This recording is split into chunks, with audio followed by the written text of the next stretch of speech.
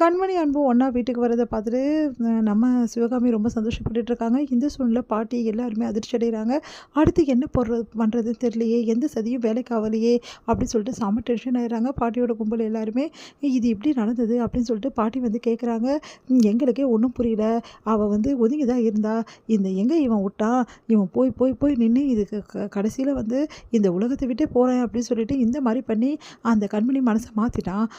இதுக்கப்புறம் இவங்களை எப்படி பிரிக்கிறதுன்னு ஒன்றுமே புரியலையே அப்படின்னு சொல்லிட்டு இருக்காங்க. வெண்ணிலா, நீ நினச்சா கண்டிப்பாக வந்து முடியும். நீ அன்போட மனசை எப்படியாவது மாற்றப்பாரு. இதுக்கப்புறம் கண்மணியோட மனசை மாற்ற முடியாது அப்படின்னோடனே அது எப்படின்னு நான் பார்க்குறேன். அந்த கண்மணி என்ன தான் வந்து அன்பு சொன்னதை கேட்டிருந்தாலும் ஏதோ பரிதாபத்தில் தான் அன்பு கூட இணைஞ்சிருப்பா. மற்றபடி அவளுக்கு சந்தேகம் இருந்துட்டு தான் இருக்கும். அந்த சந்தேகத்தை நான் தூண்டுறேன். எப்படியாவது அவளை என் வழிக்கு கொண்டு வர பார்க்குறேன் அப்படின்னு சொல்லிட்டு போகிறாங்க வெண்ணிலா.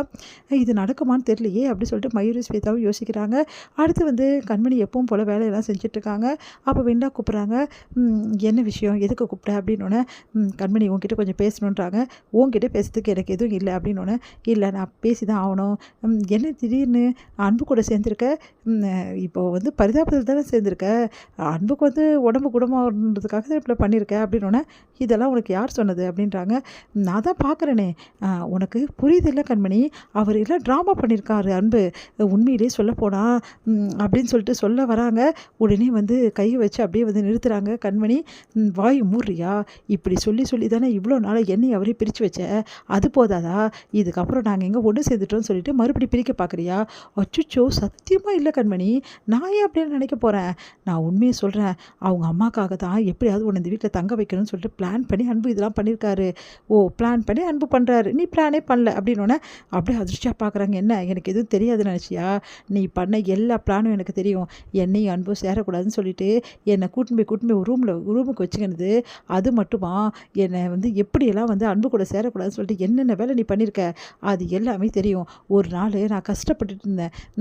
எங்கேயோ போய் அட்ரஸை கொடுத்து மாற்றி நான் எவ்வளோ கஷ்டப்பட்டேன் தெரியுமா? அந்த டைமில் வரலனா நான் என்னென்ன ஆயிருப்பேன்னு எனக்கே தெரில.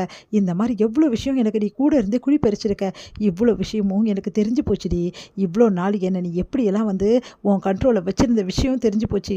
நான் எதுக்காக தரேன் உன்னை நான் அவ்வளோ நம்பினேன். உன்னை உயிருக்கு உயிரான ஃப்ரெண்டாக நினச்சேன்.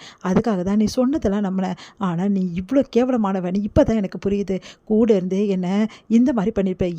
கொஞ்சம் கூட உனக்கு அசிங்கமாக இல்லை, உன் ஃப்ரெண்டோட புருஷனை இந்த மாதிரி வளைக்க பார்க்குறீங்க அப்படின்னோடனே கண்மணி, நீ ரொம்ப ஓவராக போகிற. நான் என்ன ஓவராக போனேன், நீ தாண்டி இவ்வளோ நாளாக ஓவராக போயிட்டு இருந்த. இதுக்கப்புறமாவும் என்னை எப்படியாவது பேசி வந்து வேறு மாதிரி ஆக்கிடலாம், அன்புக்கிட்டேருந்து பிரித்து வந்து எப்படியாவது நம்ம சேர்ந்துடலாம்னு சொல்லிட்டு கனவுல கூட நினைக்காத. இதுக்கப்புறம் உன் பார்வை அன்பு பக்கம் திரும்பவே கூடாது. அப்படி திரும்பிச்சு பொண்டாட்டியாக நான் என்ன செய்வேனோ அவ்வளவும் செய்வேன் அப்படின்னோடனே அப்படியே அதிர்ச்சியாக பார்க்குறாங்க. என்ன கண்மணி, ரொம்ப ஓவராக தான் பேசுகிற. ஓ, அன்பு உன் பக்கம் இருக்கான்ற திமிரில் பேசுகிறியா? நாயும் என் பக்கம் இருக்கின்ற திமிரில் பேசுகிறேன் அப்படின்னோட அப்படியே டென்ஷன் ஆகிடுறாங்க. பார்க்கலாம் நீயும் அன்பும் எப்படி வாழ்கிறீங்கன்னு, பார்க்க தானே போகிறேன். நானும் அன்பும் எப்படி வாழ்கிறோன்னு சொல்லிட்டு நாங்கள் வாழ்கிறத பார்த்துட்டு இதுக்கப்புறமாவது திருந்த பாரு. இதுக்கப்புறமும் இந்த வீட்டில் இல்லாமல் எங்கேயாவது போய் கல்யாணம் காட்சி பண்ணிக்கிட்டு நிம்மதியாக வாழப்பாரு.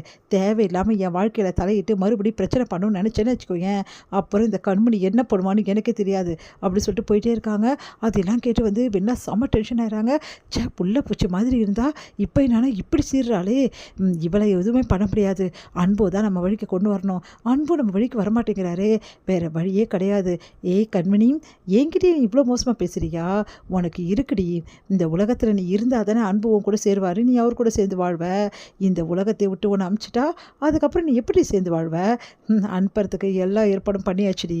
சீக்கிரம் உனக்கு வைக்கிறேன்டி செக்கு அப்படின்னு சொல்லிட்டு அப்படியே பார்த்துட்டே முறைச்சிட்டே போயிடறாங்க வெண்ணிலா. கண்மணிக்கு அன்புக்கும் வந்து ஃபர்ஸ்ட் நைட் ஏற்பாடு பண்ணணும்னு சொல்லிட்டு சிவகாமி எல்லா ஏற்பாடையும் பண்ணிட்டு இருக்காங்க. அதன்படி பூவெல்லாம் அலங்கரித்து அவன் ரூம் எல்லாம் ரொம்ப சூப்பராக அலங்கரிச்சிட்டு இருக்காங்க.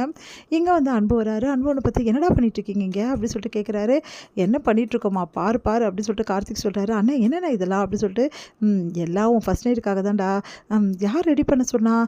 யார் ரெடி பண்ண சொல்லுவா? நாங்கள் தான் ரெடி பண்ணுறோம். இன்னைக்கு எப்படியும் வந்து என்னோட ஃபஸ்ட் நைட்டு நடந்தே தீரும் அப்படின்னு வெக்கம் தாங்க முடியல. ஐயோ, யானே இப்படி வைக்கப்படுறானே அப்படின்னு சொல்லிட்டு சந்தோஷப்படுறாரு கார்த்திக்.